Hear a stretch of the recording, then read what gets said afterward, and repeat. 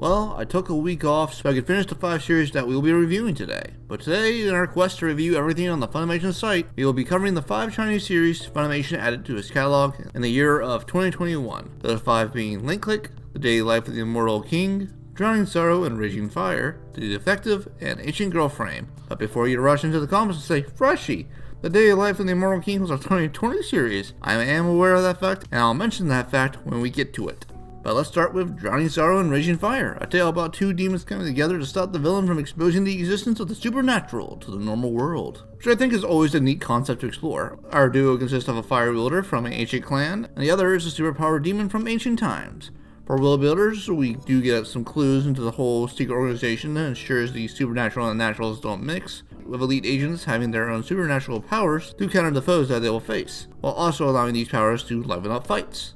But the issues that this series has is that it's just paced too quickly for any time to be regularly dedicated to exploring and surrounding its characters outside of its main 2. The idea that a secret mastermind is exposing the corruption within the supernatural organization and its crimes against the natural world is fascinating and allows various avenues of expanding the world, but the fallout and reactions are quickly glossed over as we go into the next arc. We do get some backstory about our superpowered demon and his relation to the next arc's villain, but that arc struggles with creating tension as we haven't been given a baseline on what our protagonist can take. And I feel intermediary foe between these arcs could have done some good. But the animation is fine unless you absolutely hate CGI. But I don't know, it suffers from what I would call like the first season curse, and by that I mean that it's mainly just there to set up everything and waiting for a second season to really get the ball rolling. I'd probably skip it into a second season release, and even then, I find the series a bit middling at the moment, given its characters are on the weaker side. But if you're just looking for some vague healing content, maybe this will be enough for you, but otherwise, meh for now.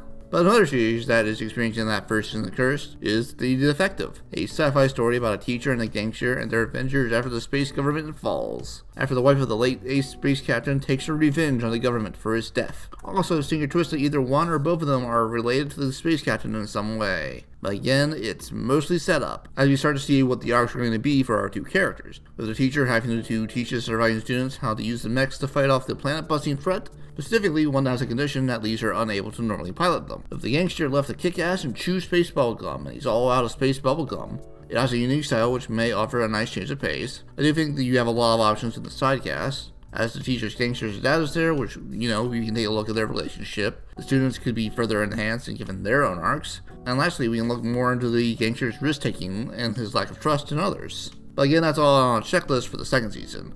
But this need for a second season is part of its weakness of the series, as so far we have yet to get a villain that we could really sink our teeth into. The ones we do get are easily detestable, and that makes their eventual defeat enjoyable, but none I've seen big enough to act as a foil to our duo, just mainly there to create conflict and act as a minor player to lead to a more major foe. But if you're into action or sci-fi, this might be an alright watch. Again, I would recommend waiting for a confirmation of a second season. The last one to suffer the first season curse is Link Click, but we'll get to that in a second. Link Click is an interesting title, as it is about a duo of 2 young men who have the power of time travel, but it's interesting given its limits. So Whitehair here, he can look into any photo and can take the information within, as long as it falls in a 12-hour time frame, with Blackhair being able to deep dive into these photos, taking the place of the person who took the photo. So basically, White is able to locate opportunities to get the info, while Black is there to act on the opportunity. I also like the node system, as time is made of definitive node. The timeline isn't changed over minor things like what you eat for dinner, as long as the actor is in the right place at the right time to experience the event that happened. But I'm now going to go into spoiler territory, so skip to X if you want to avoid those. But I like the early twist that there's a serial killer on the loose, as well as building upon Blackhair's trauma from losing his parents, as well as seeing the various ways that their powers can be applied, like what would happen if you use camera footage, or what carries over from dive to dive. But their encounter with the killer is interesting, and they get the win, and it's starting to look like they're going to be able to change the node. Until the last second punch to the gut, with a psych-out ending, with a giant ass pull that there's another person with powers that can take control over others, even in the past. And now, everything's gone to shit. See you next season when we figure out how they're going to get out of this one.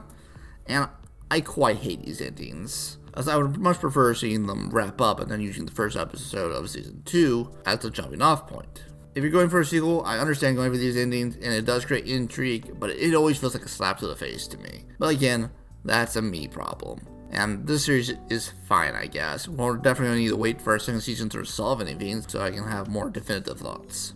But time to swap over to Ancient Girlfriend, which is pretty anime as animes go, as we got mechs versus aliens and tiny miniskirts, making Roy Mustang proud, girls.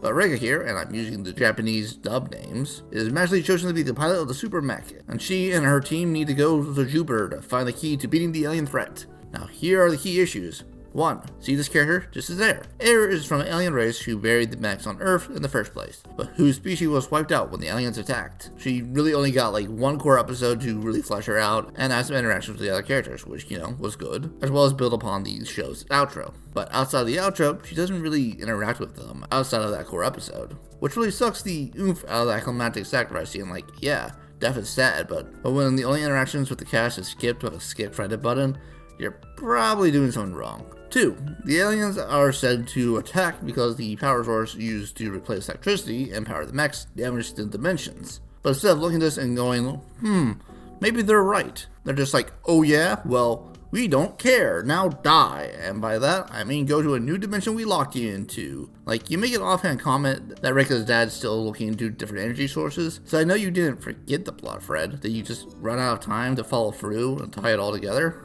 And lastly, I know I said it's mechs versus aliens, but it's mostly just like mechs shooting lasers at aliens. And even when the aliens do fight, they just either explode or turn to stone, so not exactly gripping fights. But the mech designs are neat, I guess, and the girls develop that gals being pals energy, but I really don't see anything that really pushes the series into anything besides just an average mech series. Maybe even below average, given the lack of any gripping fights and some story decisions. Now, that leaves the big one. The Daily Life of the Immortal King, which was actually a 2020 series that was on Netflix, later picked up by Funimation when the second season came out in 2021, which was the cause of my confusion. I learned that about 6 or 8 episodes in, and I was like, oh no, I missed our 2020 series. Then I was like, oh no, there's a second season I have to watch. This series is just painfully average.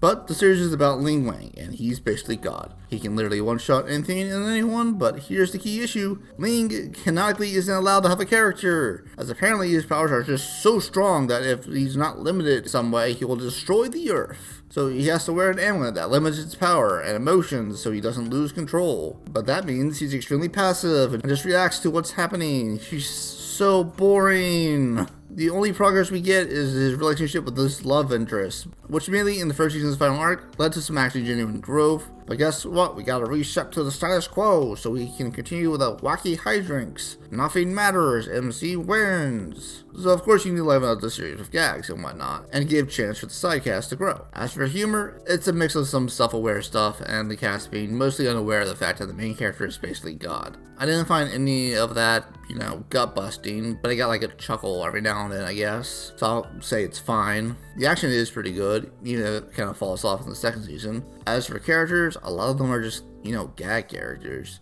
Shannon's impulsive, Gal's a sidekick, Sun is girl, and Froggy 2 is mascot. While I do like some of the interactions these characters have, again, the final arc of the first season is a very good highlight of this. But a lot of the series is just kind of fluff. Season 2 starts with them basically opening the portal to the demon world, so obviously Ling will beat the Demon King. But I feel like nothing really comes of it besides some of the villains being demon flavored until the actual invasion in the last 2 episodes. Maybe if you're really new to anime and this is your first Power Fantasy series, you'll be amazed. But if you have seen any of the better ones, there's no real reason to check the series out unless you're just a die-hard fan of the genre. But if you're curious where it would rank in my 2020 rankings, which you should check out, it would rank about 39th out of 64. Right between Kuma Kuma Kuma Bear and Our Last Crusade or The Rise of a New World. So around a 5.5, which in my range is a passing score. It's fine, but more on the basic side of life.